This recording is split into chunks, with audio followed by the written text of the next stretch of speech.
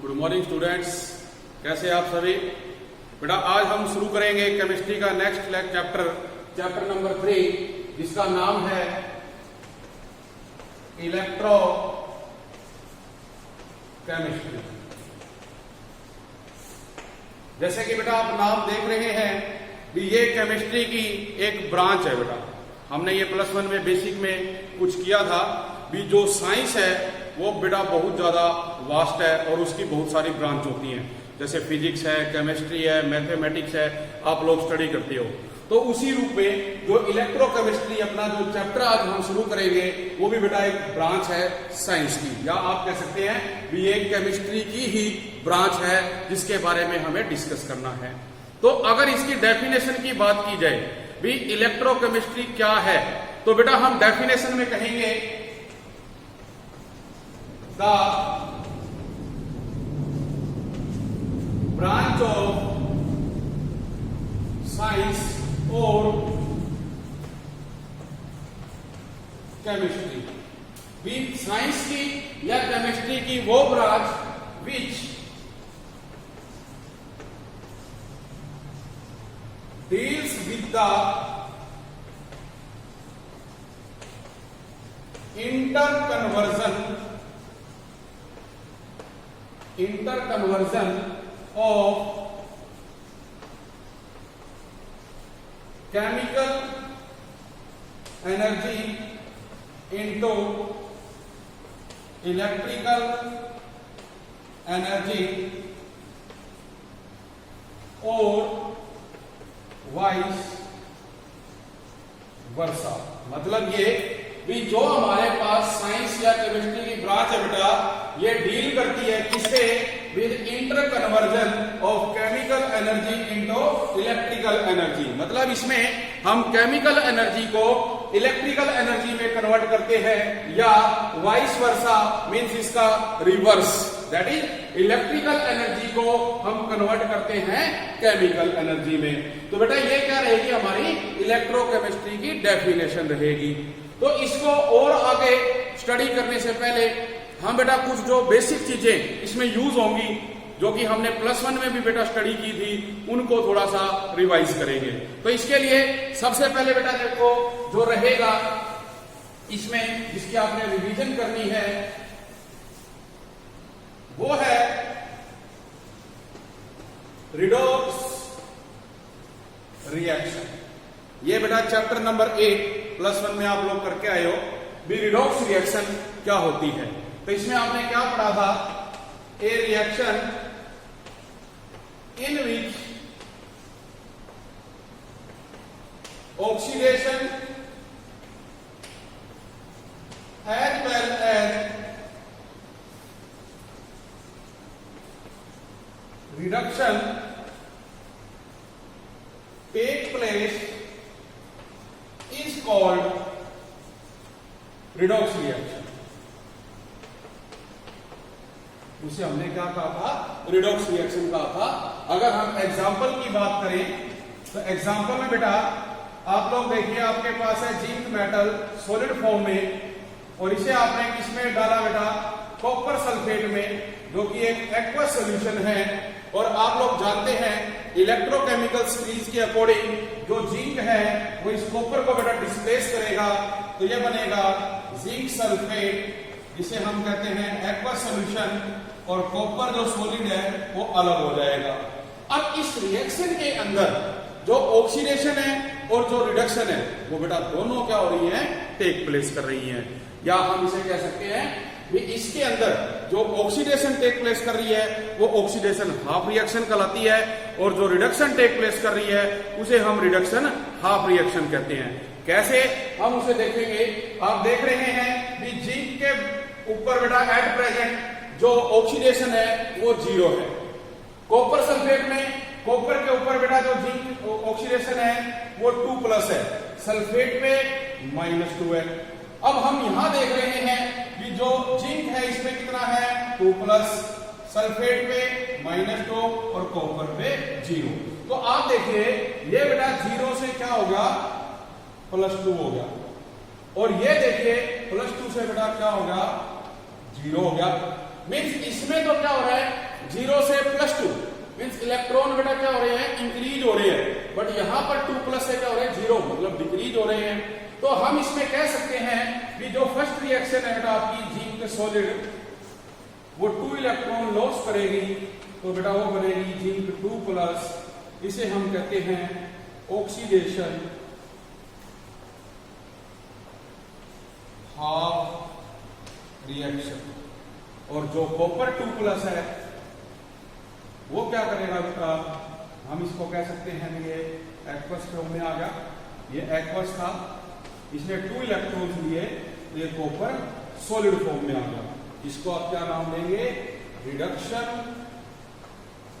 Half reaction. और जब इनको बेटे आप जोड़ोगे तो आपके पास देखो zinc solid plus copper aqueous, ये आपको देता है जिंक 2+ एक्वस और कॉपर सॉलिड। तो ये जो रिएक्शन बेटे अपने पास आई, इसे हम नाम देंगे ओवरऑल रिएक्शन। तो ये एक ऐसी रिएक्शन है जिसके अंदर oxidation as well as reduction take place कर रही है। तो इसके बेस पे आप लोगों ने कुछ डेफिनेशन भी की थी, ऑक्सीडेशन किसे कहते हैं, रिडक्शन किसे कहते हैं, ऑक्सीडाइजिंग एजेंट क्या होता है, रिड्यूसिंग एजेंट क्या होता है। तो इसमें आप लोगों ने देखिए 10th में बेटा ये डेफिनेशन की थी, उसमें 2 प्रकार से हम डेफिनेशन पढ़ते थे। एक थी क्लासिकल मेथड जिसमें यह कहा जाता था भी gain of oxygen and loss of hydrogen is called oxidation, and reduction में क्या कहते थे, gain of hydrogen loss of oxygen is called reduction. लेकिन एक आया इलेक्ट्रॉनिक कंसेप्ट, इलेक्ट्रॉनिक कंसेप्ट में हमने बेटा इसको स्टडी किया किसके अकॉर्डिंग, इलेक्ट्रॉन की फॉर्म में।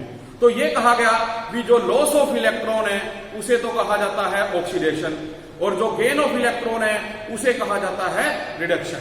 तो हम अगर उन डेफिनेशन की बात करें तो आप बेटा क्या देखेंगे,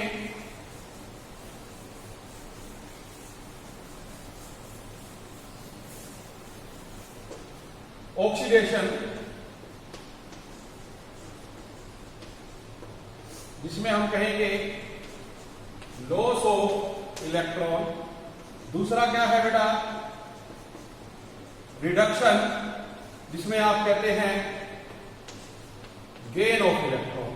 ठीक है जी, तो ये मेरे हमारे पास डेफिनेशन आ गई। और दूसरा आपने ये भी पढ़ा था भी जो ऑक्सीडाइजिंग एजेंट और जो रिड्यूसिंग एजेंट होता है वो बेटा इसका उल्टा होता है, मींस जो ऑक्सीडेशन शो करेगा वो ऑक्सीडाइजिंग एजेंट होगा, और जो रिडक्शन शो करेगा बेटा जो ऑक्सीडेशन शो करेगा वो रिड्यूसिंग एजेंट होगा, और जो रिडक्शन शो करेगा वो ऑक्सीडाइजिंग एजेंट होगा। तो हम ये कह सकते हैं with the substance which is reduce, भी जो सब्सटेंस बेटा रिड्यूस हो रहा है वो ऑक्सीडाइज करेगा दूसरे सब्सटेंस को, और आप ये कह सकते हैं with the substance which is oxidise, भी जो ऑक्सीडाइज हो रहा है वो रिड्यूस करेगा किसी दूसरे सब्सटेंस को।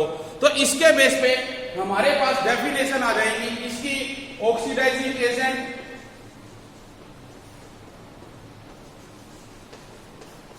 और दूसरी क्या आ जाएगी बेटा रिड्यूसिंग एजेंट। इन्हें हम ऑक्सीडेंट और रिडक्टेंट का भी नाम देते हैं। तो बेटा ये इसके अंदर कुछ बेसिक जो टर्म्स की डेफिनेशन ये आप लोग +1 के अंदर स्टडी करके आए हो। इसी में अगर हम और आगे बढ़े तो देखिए जो रिडॉक्स रिएक्शन अभी बेटा मैंने बताई थी आपको, रिडॉक्स रिएक्शन, इसमें एक तो बेटा होता है स्पॉन्टेनियस रिडॉक्स रिएक्शन, और एक इसमें बेटा होती है नॉन स्पॉन्टेनियस रिडॉक्स रिएक्शन। अब इनमें क्या अंतर है, देखिए जो स्पॉन्टेनियस रिडॉक्स रिएक्शन है बेटा इसके अंदर जो हमारे पास रिएक्टेंट की टर्म्स होती है वो लगातार बेटे चेंज होती रहती है, मींस यहां पर जो केमिकल एनर्जी है, chemical energy converted into electrical energy, और ये स्पॉन्टेनियस है बेटा। जबकि हम जो नॉन स्पॉन्टेनियस रिडॉक्स रिएक्शन की बात कर रहे हैं, इसके अंदर जो इसके बेटा रिएक्टेंट टर्म्स होती हैं, रिएक्टेंट टर्म्स, इनमें से हमें करंट पास करना पड़ेगा। तो जब आप इसमें से इलेक्ट्रिक करंट पास करेंगे तभी बेटा क्या होगा, ये नॉन स्पॉन्टेनियस जो प्रोसेस है ये रिएक्शन शो करेगा और इसके अंदर जो केमिकल एनर्जी है वो किसमें कन्वर्ट होगी, इलेक्ट्रिकल एनर्जी में कन्वर्ट होगी। अदरवाइज अगर हम करंट पास नहीं करेंगे तो ये प्रोसेस भी बेटा जो है टेक प्लेस नहीं करेगा। तो इसमें ये दो टर्म रहेंगी रिडॉक्स रिएक्शन में। इसके बाद जैसे हम आते हैं नेक्स्ट टॉपिक पे, ये भी आप लोगों ने +1 में बेटा ऑलरेडी डिस्कस कर चुके हो, जिसका नाम था इलेक्ट्रोकेमिकल सेल। तो बेटे जो इलेक्ट्रोकेमिकल सेल हमने +1 में स्टडी किया था, उसमें आप लोगों ने देखा था भी एक हम ऐसा डिवाइस लेते हैं जिसकी सहायता से आप केमिकल एनर्जी को कन्वर्ट करते हो किसके अंदर, इलेक्ट्रिकल एनर्जी के अंदर। तो उससे पहले जो हम ये इलेक्ट्रोकेमिकल सेल ले रहे हैं, इसके भी कुछ पार्ट्स होते हैं जिसके अंदर आप देखेंगे भी गैल्वेनिक सेल है, वोल्टाइक सेल है, या जो इलेक्ट्रोलाइटिक सेल होते हैं। तो इसके लिए जो हम इसका बेटा कंस्ट्रक्शन करेंगे, आप लोगों को उसमें बीकर चाहिएंगे, बीकर का जो आप लेंगे उसमें इलेक्ट्रोड चाहिएंगी और आप इलेक्ट्रोलिसिस जो प्रोसेस है वो इसके अंदर टेक प्लेस करवाओगे। तो इसके साथ साथ जैसे आप देखेंगे भी जो गैल्वेनिक सेल होता है बेटा, उसके अंदर हम अलग बीकर यूज करते हैं, जबकि एक हमारे पास आएगा इलेक्ट्रोलाइसिस प्रोसेस। वो एक ही बीकर में हम दोनों रोड को क्या करेंगे, इमर्स करेंगे और उसके अंदर बेटा क्या होगा, वो प्रोसेस टेक प्लेस करेगा। तो उसके बारे में हम अभी जैसे डिस्कस करेंगे। इसके बाद देखिए बेटा, जब हम इस टॉपिक को स्टडी कर रहे हैं तो जो इलेक्ट्रोकेमिकल सेल में बेटा अरेंजमेंट किया जाता है, उस अरेंजमेंट में जैसे अभी आप लोगों को बताया भी एक तो बेटा यूज किया जाएगा जैसे गैल्वेनिक सेल और इसको नाम दिया जाता है वोल्टाइक सेल का। दूसरा आप कह सकते हो इलेक्ट्रोलाइसिस, एक हम कह सकते हैं इलेक्ट्रोलाइटिक कंडक्शन। तो इन चीजों का हम इस्तेमाल करेंगे रिडॉक्स रिएक्शन के अंदर। जैसे कि जो हमारा गैल्वेनिक सेल है बेटा, फर्स्ट जो गैल्वेनिक सेल है, इसमें 2 टाइप्स आ जाते हैं। फर्स्ट जैसे है केमिकल सेल। जो ये केमिकल सेल्स बेटा इसके अंदर हम लोग पढ़ रहे हैं, ये वो सेल है जिसके अंदर जो केमिकल चेंज है, chemical change take place and no matter transfer from one place to another. भी जो केमिकल सेल है इसके अंदर जो केमिकल चेंज होगा उससे बेटा जो हमारे पास केमिकल एनर्जी है वो इलेक्ट्रिकल एनर्जी में कन्वर्ट हो जाएगी, लेकिन इसके अंदर मैटर जो होता है वो ट्रांसफर नहीं होता एक प्लेस से दूसरे प्लेस पे। लेकिन अगर हम बात करें दूसरे टाइप की, जिसको कहा जाता है फिजिकल सेल, तो इस फिजिकल सेल के अंदर फिजिकल चेंज टेक प्लेस करेगा, physical change take place and matter is also transfer from one place to another. इसमें जो मैटर है वो भी एक प्लेस से दूसरे प्लेस में बेटा जाएगा। जैसे एग्जांपल के लिए हम बात करेंगे कि जो केमिकल चेंज है वो तो गैल्वेनिक सेल में होगा बेटा, इसके अंदर सिर्फ केमिकल चेंज होगा, जो इलेक्ट्रॉन्स है वो एक कैथोड से एनोड के ऊपर जाएंगे। लेकिन जब हम फिजिकल सेल की बात करेंगे, इसके अंदर फिजिकल जो मैटर होता है मीन जो सोल्यूशन है वो टूटेगा और जो आयंस हैं वो फ्लो करेंगे। आयंस फ्लो करने के साथ साथ जो मैटर है बेटा वो भी इसके अंदर क्या करेगा, फ्लो करेगा। तो उसे हम क्या नाम देते हैं, फिजिकल सेल का नाम देते हैं बेटा। तो ये कुछ टॉपिक इसमें गैल्वेनिक सेल के रहेंगे इसमें। इसके अलावा जैसे आप लोग देख रहे हैं इलेक्ट्रोलाइसिस प्रोसेस है।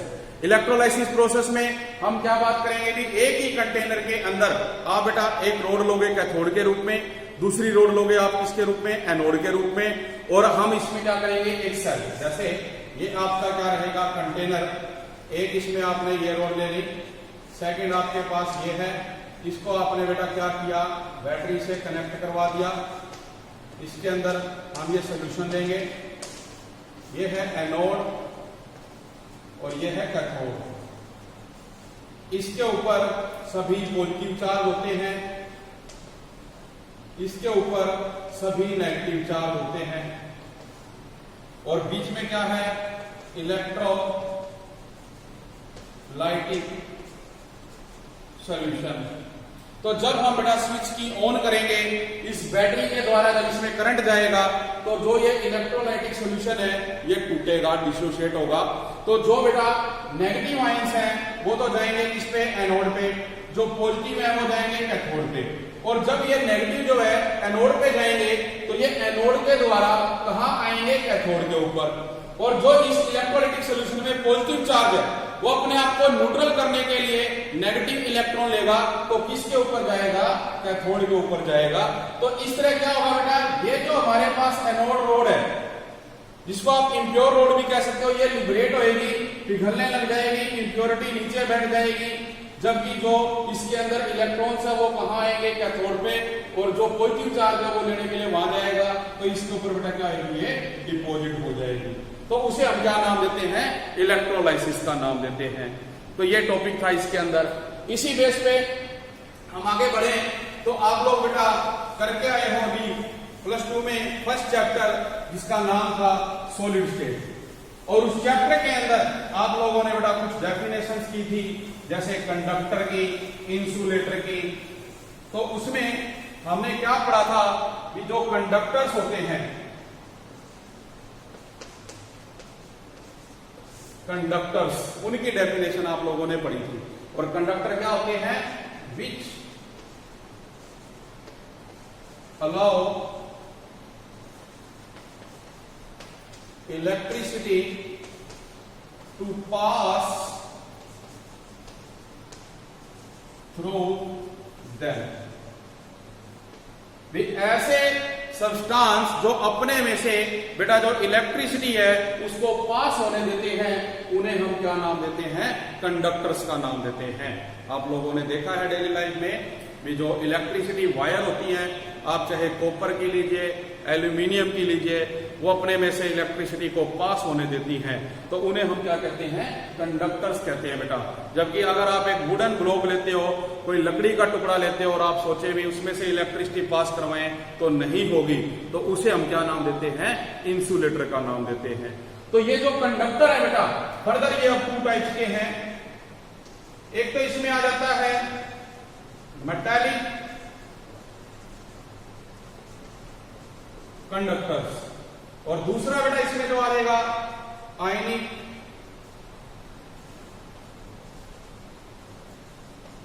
कंडक्टर्स। नाम से पता चल रहा है कि मेटालिक कंडक्टर मींस जो मेटल है उनको हम क्या करेंगे, कंडक्टर के रूप में लेंगे। और ये जो मेटालिक कंडक्टर है बेटा, ये सॉलिड फॉर्म में या लिक्विड फॉर्म में होंगे, मोल्टन स्टेट में, अपने में से जो इलेक्ट्रिसिटी है उसको अलाउ करेंगे पास होने के लिए, तो इन्हें हम क्या नाम देंगे, मेटालिक कंडक्टर्स का नाम देंगे। लेकिन इसमें जो आपने याद रखना है, तो इसमें जो याद रखना है वो ये है, the movement of electrons take place. भी जो मेटालिक कंडक्टर होंगे, जब इनके अंदर से हम इलेक्ट्रिसिटी को पास करेंगे तो सिर्फ बेटा जो इलेक्ट्रॉन्स हैं उनकी मूवमेंट यहां पर होगी, जो मैटर है वो यहां से मूव नहीं करेगा।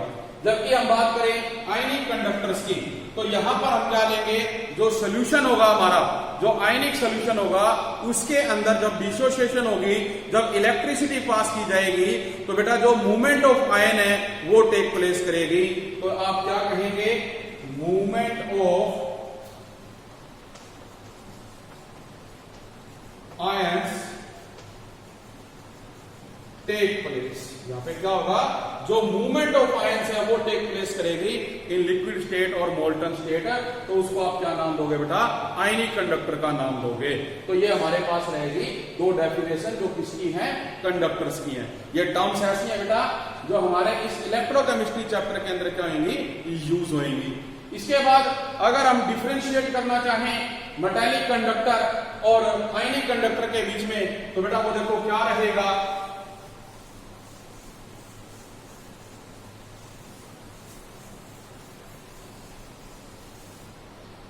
difference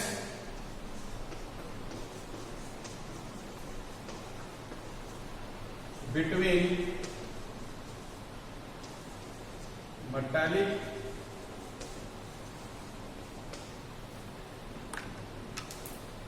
and ionic conductance।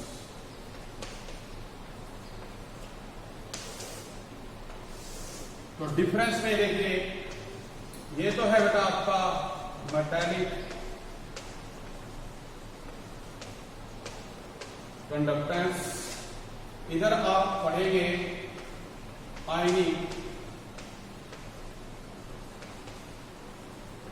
Conductance. तो देखिए इसमें बेटा आप लोग क्या कहेंगे, भी जो मेटालिक कंडक्टेंस है, अभी आपने पढ़ा भी movement of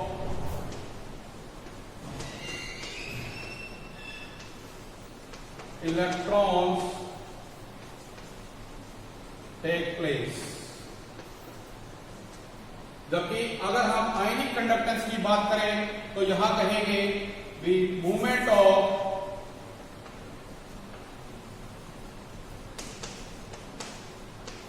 ions take place. इस मेटालिक कंडक्टेंस में मैटर चेंज नहीं होगा, इलेक्ट्रिक करंट अप्लाई करने पे सिर्फ बेटा जो इलेक्ट्रॉन्स है उनकी मूवमेंट होगी। जबकि अगर हम बात करेंगे आयनिक कंडक्टेंस की, तो इसमें सिर्फ जो मूवमेंट है बेटा वो आयंस की टेक प्लेस करेगी और मैटर भी इसके अंदर क्या होगा, चेंज होगा। जैसे कि हम अगर इसको लिखना चाहें, इसमें लिखेंगे नो मैटर चेंज, जबकि इसमें हम लिखेंगे मैटर कैन चेंज। यहां पर जो मैटर है उसमें कोई चेंज नहीं आता, लेकिन इसमें आयनिक कंडक्टेंस में जो मैटर है बेटा उसके अंदर क्या होगा, चेंज होगा। तो इसमें आप ये कह सकते हैं कि जो नो मास चेंज, जब मैटर चेंज नहीं हो रहा तो मास भी चेंज नहीं होगा, परंतु बेटा इसके अंदर जो मास है, मास कैन बी चेंज। जो मास है वो इसके अंदर बेटा क्या होता है, चेंज हो जाता है। चौथी चीज बेटा आप क्या करोगे, भी इसके अंदर हम ये कहेंगे भी जो रेजिस्टेंस है, रेजिस्टेंस इंक्रीजेस, और आप ये कह सकते हैं भी जो कंडक्टेंस है डिक्रीजेस। क्योंकि देखिए बेटा जब हम इलेक्ट्रिक करंट पास करते हैं, और अगर आप ये देख रहे हैं भी किसी भी मेटालिक वायर का जो रेजिस्टेंस है वो ज्यादा होगा, तो जो उसकी कंडक्टेंस है वो बेटा वो कम हो जाएगी। हम इसीलिए कह रहे हैं कि रेजिस्टेंस इंक्रीजेज तो हम कहेंगे कंडक्टेंस डिक्रीजेज। जबकि इस साइड हम बात करेंगे कि जो रेजिस्टेंस है डिक्रीजेज, और जो कंडक्टेंस है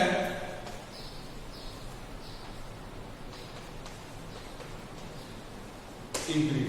वहां पे क्या होगा, जो कंडक्टेंस है वो इंक्रीज होगी बेटे, ठीक है। फिर एक पॉइंट और आप इसमें लिख सकते हैं, the vibrating vibration of kernels take place, जो इलेक्ट्रॉन्स होते हैं, हमने बात करी थी भी जो मूवमेंट ऑफ इलेक्ट्रॉन्स है, जैसे फर्स्ट चैप्टर में भी एक सी के अंदर जैसे हम इलेक्ट्रॉन्स को मूव कराएंगे बेटा, तो कर्नल्स की फॉर्म में है, तो यहां पर जो कर्नल्स है वो अपनी ही पोजीशन पे वाइब्रेट करना स्टार्ट कर देते हैं। तो vibration of kernel take place in this metallic conductance, जबकि जो हमारे पास बेटा आयनिक कंडक्टेंस होती है इसके अंदर नो वाइब्रेशन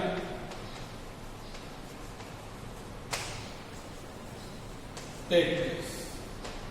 तो ये अपना डिफरेंस रहेगा बेटा किसके बीच में, मेटालिक कंडक्टेंस और आयनिक कंडक्टेंस के बीच में। तो ये जो टॉपिक था ये बेटे कुछ पिछले जो अपने पास चैप्टर थे +1 के, जो +2 का, उनके ऊपर रिलेटेड है। इन टर्म्स को हमें यूज करना है, तो आप लोगों ने ये अच्छे ढंग से बेटे स्टडी करना है। जब हम नेक्स्ट लेक्चर करेंगे तो उसके अंदर आगे बढ़ेंगे, इसी इलेक्ट्रोकेमिस्ट्री के जो टॉपिक्स हैं उनको बेटा क्या करेंगे डिटेल में। तो आज के लिए मैं इतना ही करवाऊंगा। Thank you very much.